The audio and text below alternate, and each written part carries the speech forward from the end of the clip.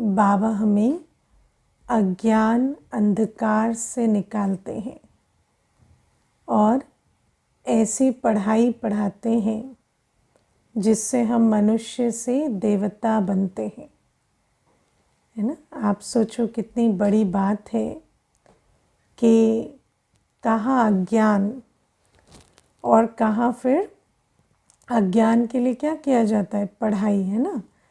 दुनिया में भी कोई अज्ञानी होता है तो उसको पढ़ने भेजते हैं।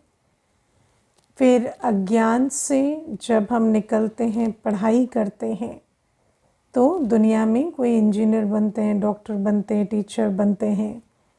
लेकिन बाबा तो हमें वो पढ़ाई पढ़ाते हैं जिससे हम मनुष्य से देवता बन जाते हैं। लेकिन जैसे दुनिया में भी होता है ना, कहते हैं पढ़ेंगे लिखेंगे तो बनेंगे नवाब, खेलेंगे कूदेंगे तो होंगे खराब। तो ऐसा भी होता है कि बच्चा जो है वो स्कूल में पढ़ता है, कॉलेज में पढ़ता है ना, लेकिन बनता कुछ भी नहीं क्योंकि क्या करता है, वहाँ पढ़ने तो जाता है लेकिन पढ़ता ही नहीं। सारे दिन खेलना खाना सोना इसी में ही समय बिताता है। पर मान लीजिए कोई अगर दुनिया में ऐसा भी है जो खाने खेलने में समय बिता दे और इंजीनियर डॉक्टर ना बने, तो वो भी बड़ी बात नहीं, क्योंकि वो तो फिर भी कोई दूसरा कोर्स कर कर कुछ कर सकता है। लेकिन बाबा हमें कहते हैं कि हम बच्चे, हम आत्माएं पूरे 5000 वर्ष में हमें एक ही बार ये अपॉर्चुनिटी मिलती है कि हम बाबा जो हमें पढ़ा रहे हैं उसको ठीक से पढ़कर मनुष्य से देवता बन जाए, और अभी नहीं तो कभी नहीं। और अगर ऐसे समय पर जो पूरे 5000 वर्ष में एक बार जो अपॉर्चुनिटी आती है, अगर उसको हम वेस्ट कर दें, और किस में, खाने खेलने सोने में, तो फिर बाबा कहते ऐसे में तो बहुत नुकसान हो जाएगा। अब हमें अपने आप से पूछना है कि क्या सच में हम पढ़ लिख कर नवाब बन रहे हैं, या हम खा पी सो कर टाइम वेस्ट कर रहे हैं, है ना। कौन कौन समझते हैं कि सच में खाने पीने सोने में टाइम वेस्ट नहीं हो रहा नहीं हो रहा, हाँ, कि बन रहे हैं, कुछ मनुष्य से देवता बन रहे हैं। एक दो देवताई गुण आने लगे हैं कि अभी कुछ खाता ही नहीं खुला है अगर खाता ही नहीं खुला है तो कैसे, फिर अभी अंत तो बहुत नज़दीक आ गया। तो बाबा हमें कहते हैं इसीलिए ये मनुष्य से देवता बनने की पढ़ाई है। ऐसी पढ़ाई, ऐसी समझ जिससे हम मनुष्य से देवता बने, ऐसी पढ़ाई कोई और पढ़ाते नहीं। कोई लक्ष्य ही कभी नहीं देखा। कभी सुना था कोई कहे मनुष्य से देवता बन जाएंगे, वो भी नहीं सुना था। लेकिन बाबा कहते मैं तुम्हें उसकी पढ़ाई पढ़ाता हूँ। अब सबसे पहली बात है, बाबा कहते अज्ञान से ज्ञान में आना। अब आप देखो अज्ञान कैसा होता है ना, जैसे कोई चीज़ हमारे सामने है, लेकिन अगर हमें उसका ज्ञान नहीं है तो हम उसका उपयोग नहीं कर सकते, है ना। मान लो आपके सामने कोई केमिकल है, कोई, है ना, ईंधन है, मे बी पेट्रोल है, केरोसिन है, लेकिन अगर आपको ये नहीं पता कि इसको गाड़ी में डालने से गाड़ी चलेगी, तो फिर आप उसका लाभ नहीं ले सकते। ऐसे ही बाबा कहते हैं हम बच्चे भी अज्ञान अंधकार में डूबे हुए थे। हमें आत्मा का, परमात्मा का या समय का ज्ञान ही नहीं था। उसी कारण से हम न आत्मिक शक्ति, न परमात्म शक्ति, और न ही आदि मध्य अंत के ज्ञान की शक्ति का प्रयोग कर पा रहे थे। जैसे आप एक छोटी सी बात देखो, आज सारी दुनिया में एक स्वर सुनाई देता है कि मेरे मन के विचार मेरे काबू में नहीं है, है ना, या मेरा मन अशांत है। तो बाबा हमें बहुत अच्छी बात समझाते हैं कि एक तरफ व्यक्ति कहता है मेरा मन, तो तुम मालिक हो ना, तो तुम मालिक बनकर मन को ऑर्डर क्यों नहीं देते, है ना। आत्मा क्यों कहती है कि मन मेरे कंट्रोल में नहीं है। अब अगर आप कहेंगे कि मन मेरे कंट्रोल में नहीं है, तो नेचुरली मन कंट्रोल में नहीं होगा, है ना। बच्चे को अगर रोज़ कहो ये मेरे कंट्रोल में नहीं, और सुनेगा क्या आपकी? लेकिन बच्चे को कहो सुनेगा कैसे नहीं, है ना, ये मेरा है ना सुनना पड़ेगा तो सुनेगा।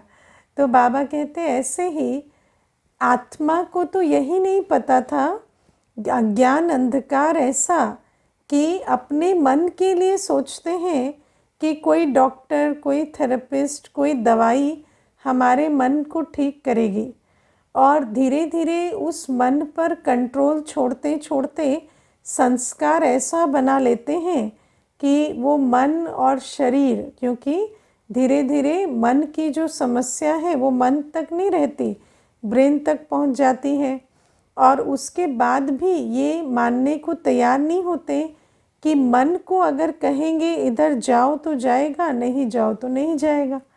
तो बाबा कहते इतनी सी बात कि मैं आत्मा मालिक हूँ। इसीलिए बाबा हमें कहते हैं कि जब तक आत्मा का ज्ञान नहीं होगा कि आत्मा का स्वरूप शांत है, आत्मा जब चाहे अपने स्वधर्म में स्थित हो सकती है, और मन तो आत्मा का ऑर्गन है, तो जब चाहे आत्मा शांत स्वरूप में स्थित होगी तो मन आपे ही शांत हो जाएगा।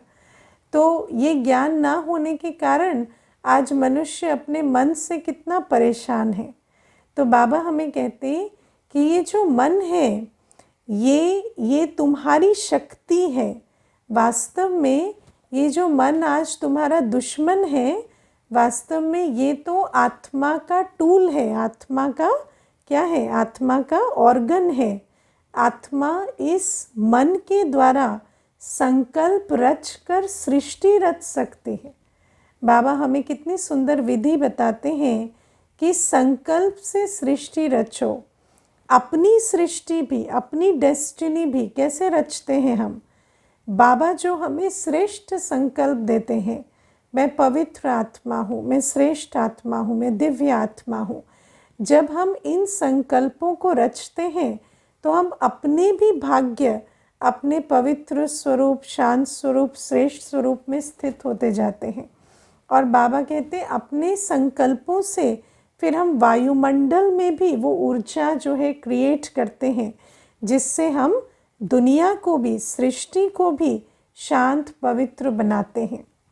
तो बाबा कहते कितना अज्ञान अंधकार मनुष्य के या जीवन में आज फैला हुआ है कि सोचते हैं कि हमारा मन दूसरे से ठीक होगा, वो हमसे प्यार से बात करे, वो ठीक से चले, है ना, या परिस्थिति ठीक हो तब हमारा मन ठीक हो। लेकिन बाबा ने हमें ज्ञान दिया, मेरा मन है, मैं आत्मा जब चाहे स्वधर्म में स्थित होकर अपने मन को काबू कर सकती हूँ। लेकिन इस शक्ति को भी प्रैक्टिकल एक्सपीरियंस करने के लिए, क्योंकि ज्ञान जो है थ्योरी और प्रैक्टिकल दोनों होता है ना, तो थ्योरी तो बाबा ने बता दी, लेकिन प्रैक्टिकल कैसे होगा? जब हम इसमें एक्सपेरिमेंट करेंगे।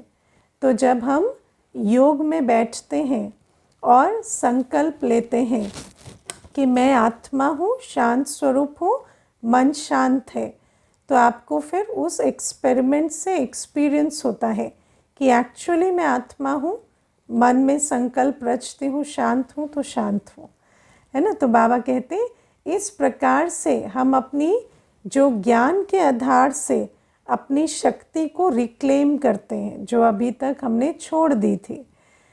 फिर दूसरी बात, बाबा हमें बुद्धि के विषय में समझाते हैं।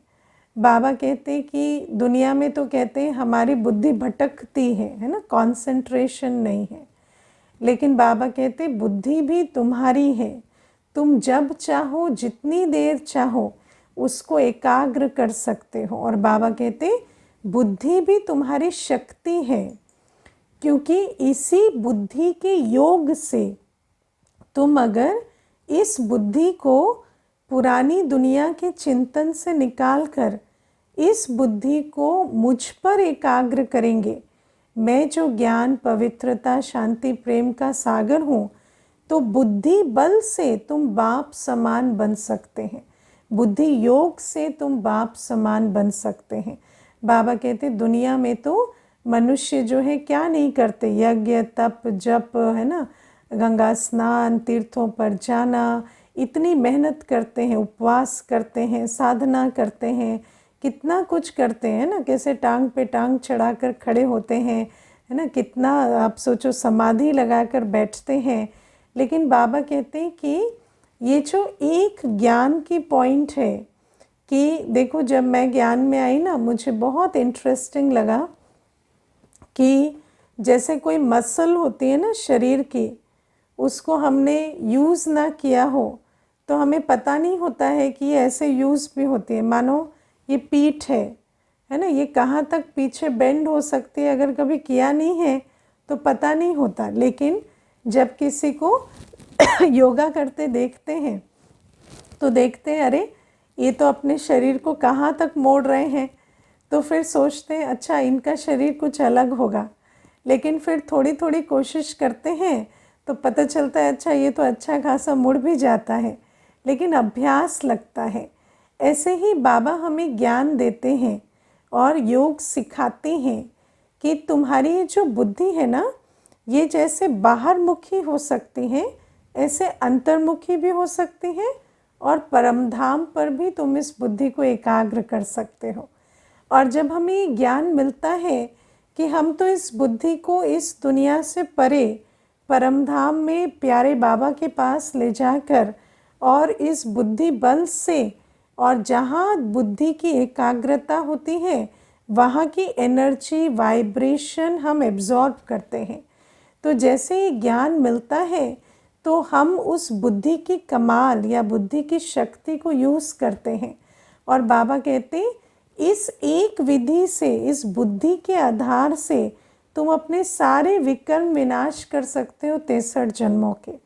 तो बाबा हमें कितनी बड़ी ज्ञान समझाते हैं कि ये मन बुद्धि से तुम संकल्प से सृष्टि रच सकते हो, और बुद्धि योग से तुम मेरे से बुद्धि योग लगाकर अपने 63 जन्मों के विकर्म विनाश कर सकते हो। फिर बाबा हमें संस्कारों का भी ज्ञान देते हैं कि जब आत्मा अपने पवित्र दिव्य स्वरूप में स्थित है, स्वमान में है, तो आत्मा जो चाहे वो संस्कार इमर्ज कर सकती है ना। जैसे अगर हम स्वमान में हैं कि मैं तो स्वराज अधिकारी श्रेष्ठ दिव्य आत्मा हूँ, तो कभी हमारे मुख से ऐसे शब्द नहीं निकलेंगे कि मुख से निकल जाता है, हाथ चल जाता है ना, ये, या आंखें यहाँ भटक जाती हैं। हमें मालूम है कि हम जिस संस्कार को इमर्ज करके रखना चाहें कर सकते हैं। और आप देखो आज सारी दुनिया में क्या चल रहा है, जिसको हम कहते हैं लर्नड हेल्पलेसनेस, है ना, लर्नड हेल्पलेसनेस। हम अज्ञान या हेल्पलेसनेस, ज्ञान हमें बताता है तुम पावरफुल हो, और अज्ञान हमें बताता है हम कर ही क्या सकते हैं, हम तो हेल्पलेस हैं, हम तो बेचारे हैं।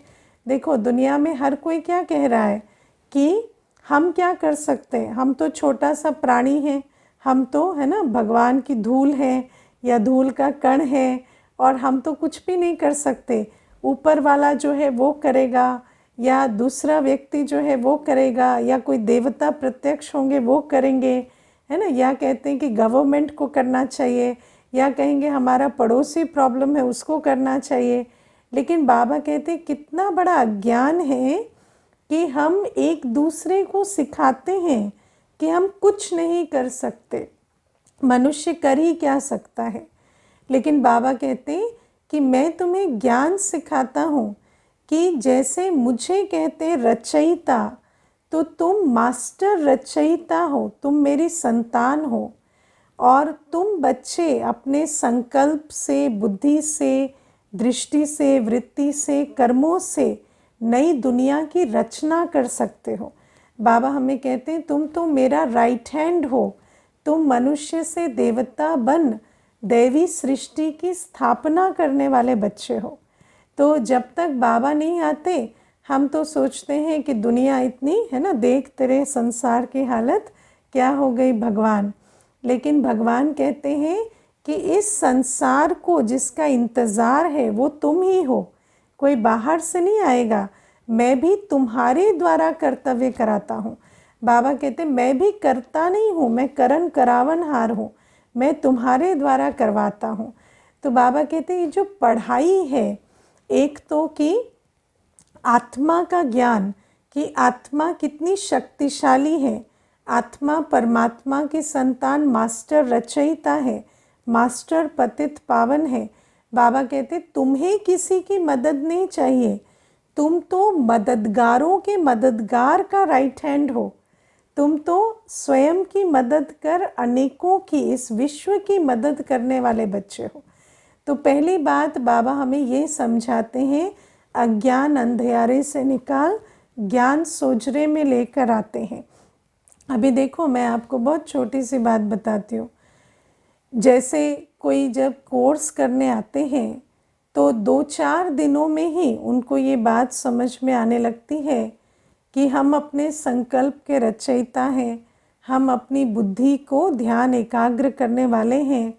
तो 4-5 दिनों में ही कहने लगते हैं कि हमारी जीवन बदल गई, है ना। और फिर क्या कहते हैं, कल से हम नहीं आएंगे क्योंकि जिस लक्ष्य से हम आए थे वो तो हो गया, अब हमारी तो जीवन बदल गई, है ना।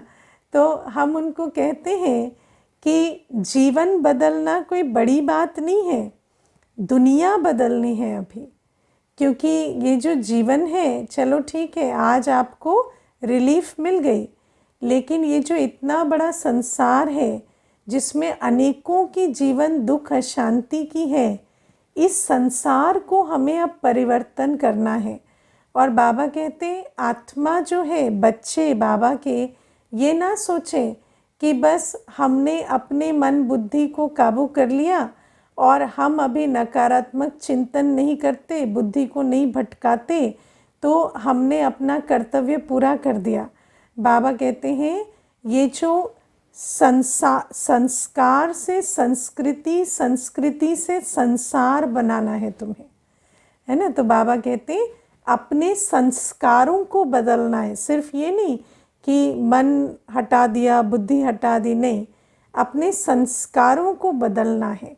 बाबा कहते श्रीमत पर चलकर अपने दैवी संस्कार, पवित्र संस्कार बनाने हैं।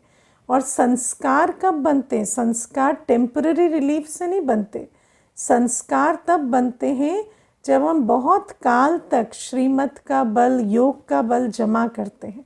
और बाबा कहते पहले अपने संस्कार बदलने हैं, फिर अपने संस्कारों के आधार से संस्कृति बदलनी है।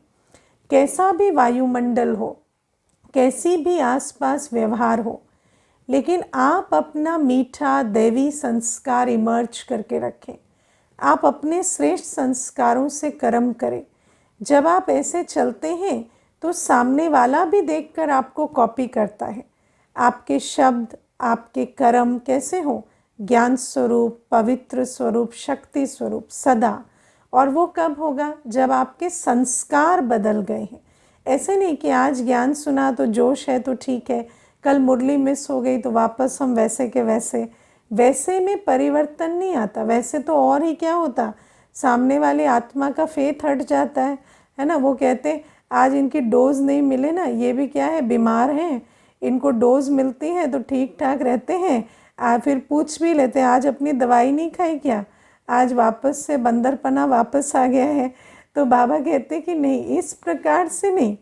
अगर हम अपनी सच में अपने पे मेहनत करते हैं तो संस्कार बदलते हैं। संस्कार बदलना माना कैसी भी परिस्थिति, कैसा भी वायुमंडल हो, हम आत्मा अपने संकल्प, बोल, कर्म को ज्ञान स्वरूप, शक्ति स्वरूप, पवित्र स्वरूप, दिव्य रख पाते हैं, रॉयल्टी में रहते हैं।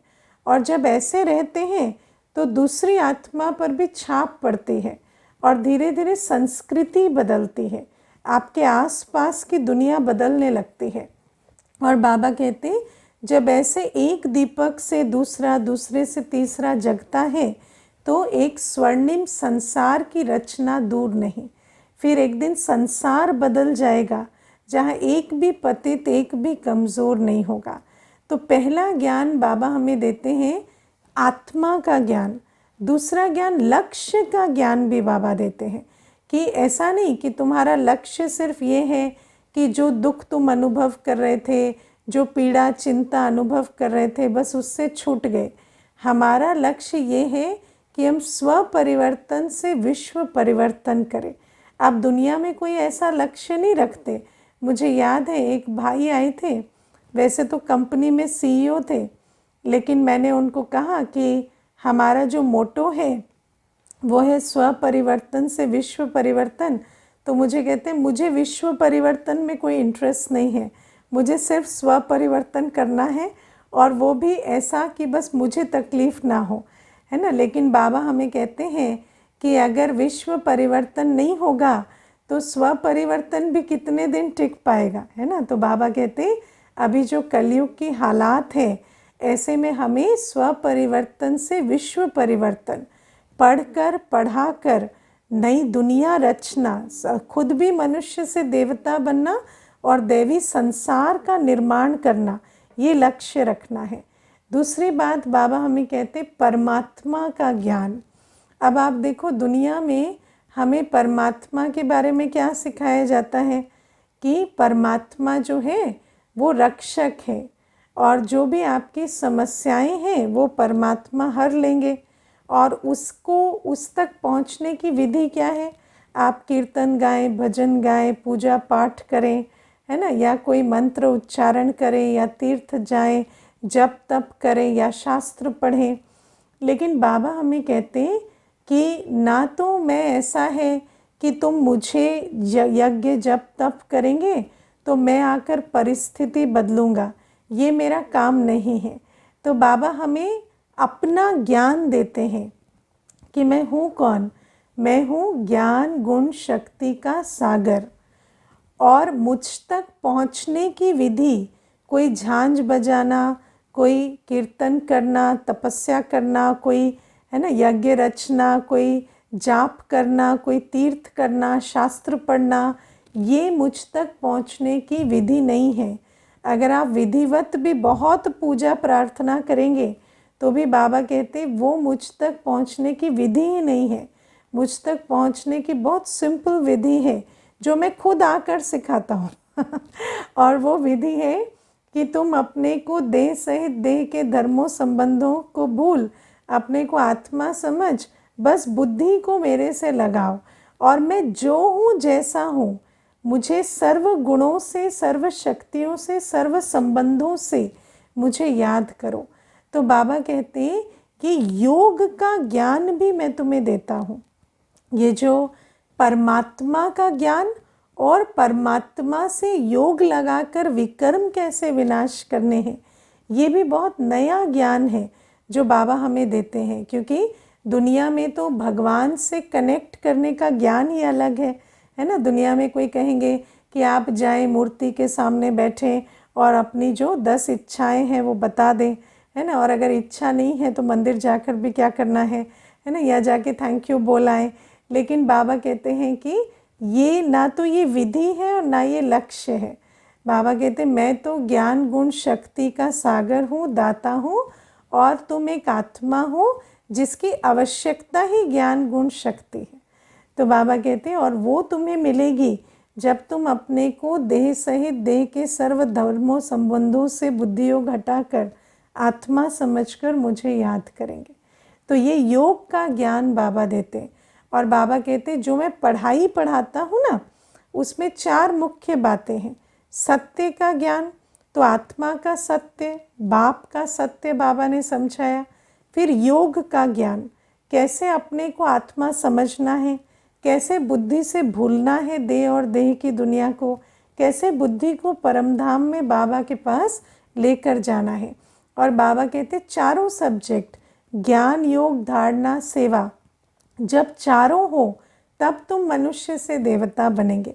तो चारों सब्जेक्ट पे अटेंशन देना है।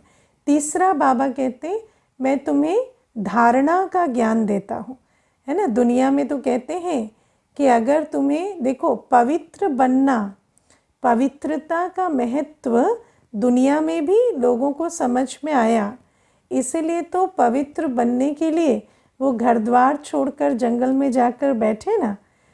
लेकिन बाबा ने हमें समझाया कि पतित कैसे बनती आत्मा, पतित दुनिया में रहने से नहीं, लेकिन जब आप अपनी मन, बुद्धि और इंद्रियों को पतित दुनिया के साथ एंगेज करते हैं तब पतित बनते है ना। तो बाबा ने हमें ये समझाया कि आत्मा कर्म करती है, और जब आत्मा अपने मन, बुद्धि को या इंद्रियों को, चाहे आँख है, कान है, नाक है, मुख है, त्वचा है, जब किसी भी इंद्री को या सूक्ष्म इंद्री को, मन, बुद्धि को जब पतित दुनिया से आत्मा जोड़ती है, जब उसके साथ योग रखती है, तो आत्मा पतित बनती है। तो इसीलिए बाबा ने हमें कहा कि चाहे एक सन्यासी घर बार छोड़कर भी चला गया, जंगल में बैठा है, लेकिन अगर वो याद कर रहा है पुरानी दुनिया को, तो पवित्रता नहीं है। और बाबा कहते इसीलिए मैंने तुम्हें ये आदेश दिया है धारणा के लिए कि तुम गृहस्थ व्यवहार में रहते, पतित संसार के बीच रहते, अपनी मन, बुद्धि और इंद्रियों को पावन बनाओ, ना तो अपने आँख, कान, नाक, मुख, त्वचा को इस पतित दुनिया के संपर्क में लाओ, है ना। पतितों को टच करना, पतितों के साथ विकारी चलन में जाना, पतित दुनिया के दृश्य देखना, सुनना, या पतित दुनिया में जो भोजन बनता है उस भासना के साथ वो स्वीकार करना, ये हम बच्चों के कर्तव्य नहीं है।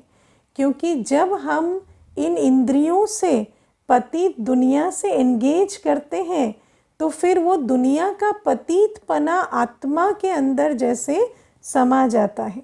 और दूसरा बाबा कहते हैं कि पतित दुनिया की स्मृतियाँ या पतित दुनिया के जो इवेंट्स हैं, घटनाएं हैं या व्यवहार है, उनका ना हमें उन पर ध्यान देना है, ना ही हमें उनका चिंतन करना है। बाबा हमें ये भी बात बताते हैं कि क्योंकि हम बच्चों की मेजॉरिटी जो जीवन है इस संगम युगी जीवन से पहले, तो वो जीवन भी तो पतित दुनिया में रही है ना।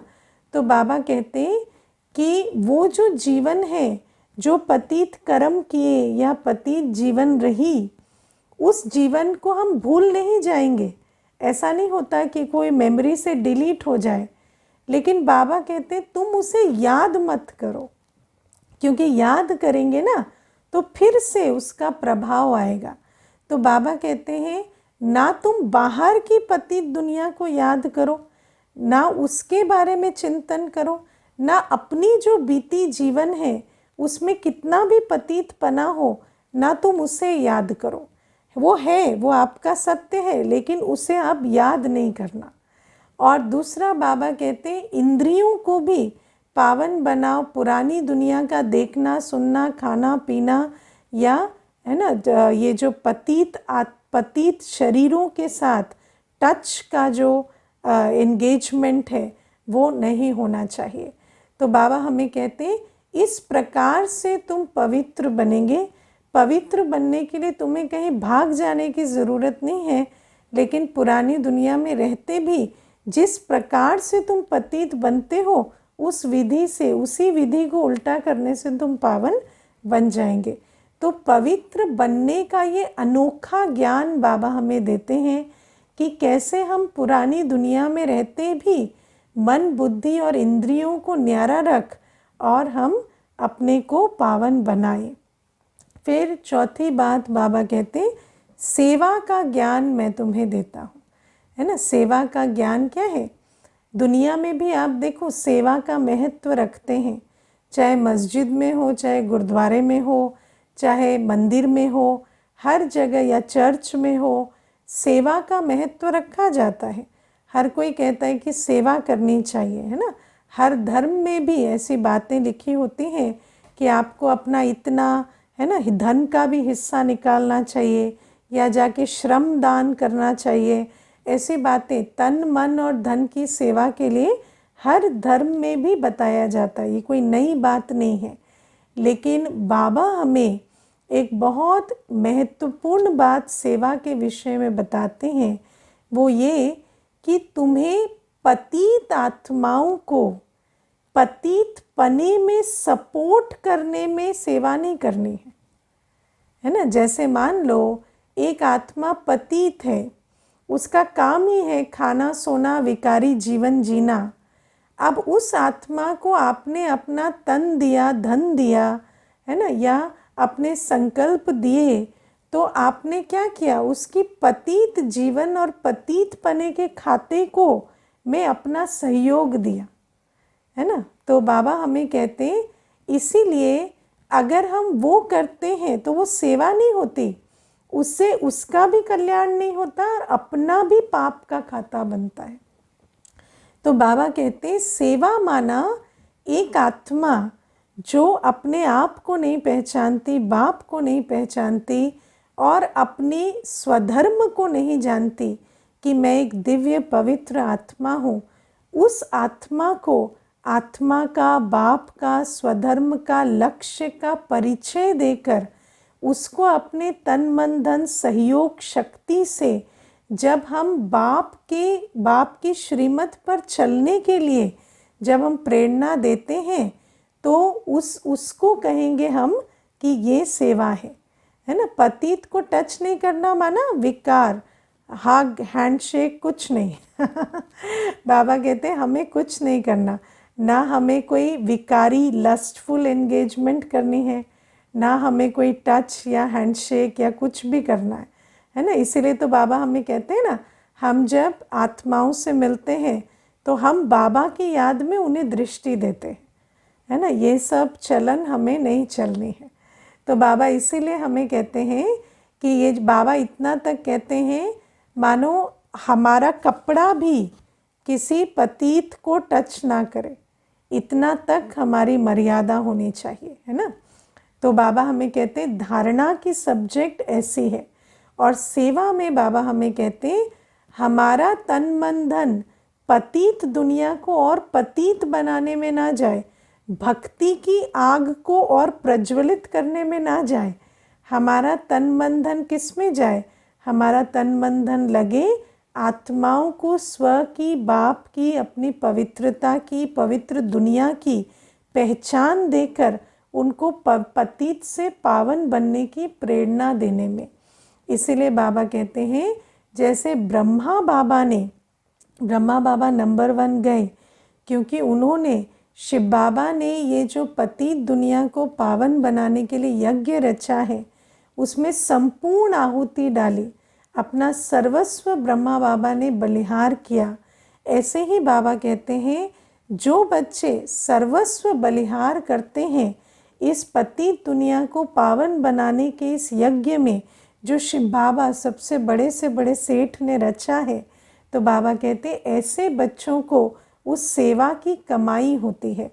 तो जो knowledge is the source of income कहते हैं, तो बाबा कहते मैं तुम्हें सत्य का, याद का, धारणा का, सेवा का, सबका ज्ञान देता हूँ, और जब उस ज्ञान पर तुम चलकर कमाई करते हो तो तुम विश्व महाराजन, विश्व महारानी बनेंगे। और बाबा इसमें एक थोड़ी सावधानी भी देते हैं, सेवा करते मैंपन ना आए। कभी कोई ये ना सोचे कि मैं देता हूँ, मैं करता हूँ, क्योंकि दाता को दिया नहीं जाता, दाता को देना माना अपना भाग्य बनाना। अब बाबा हमें कहते हैं खाना पीना सोना ये छोड़कर अभी क्या करना है, अभी इन 4 सब्जेक्ट के आधार से कमाई करनी है ना। क्योंकि टाइम, थॉट, एनर्जी, तन मन धन सब कुछ लगता है जब आप याद या सेवा या ज्ञान का चिंतन मंथन या पवित्रता की धारणा, इन बातों पर जब आप फोकस करेंगे तो आपका ये जो है ना खाना पीना सोना है वो बहुत लिमिटेड करना होगा। जिनको खाने पीने सोने का लक्ष्य होता है वो फिर संगम युगी कमाई से वंचित हो जाते हैं। फिर जब जाएंगे धर्मराजपुरी में तो क्या कहेंगे, बाबा कहेंगे मैं स्वर्ग का वर्षा दे रहा था, लिया क्यों नहीं? तो क्या कहेंगे? सो रहे थे। हाँ, ऐसे कहेंगे, वो खाने पीने सोने में टाइम बीत गया। तो बाबा कहते इसीलिए ध्यान रखना है कि इतनी बड़ी कमाई इतने छोटे छोटे जो पतित संस्कार हैं उसके कारण खो ना जाए। अच्छा, ओम शांति।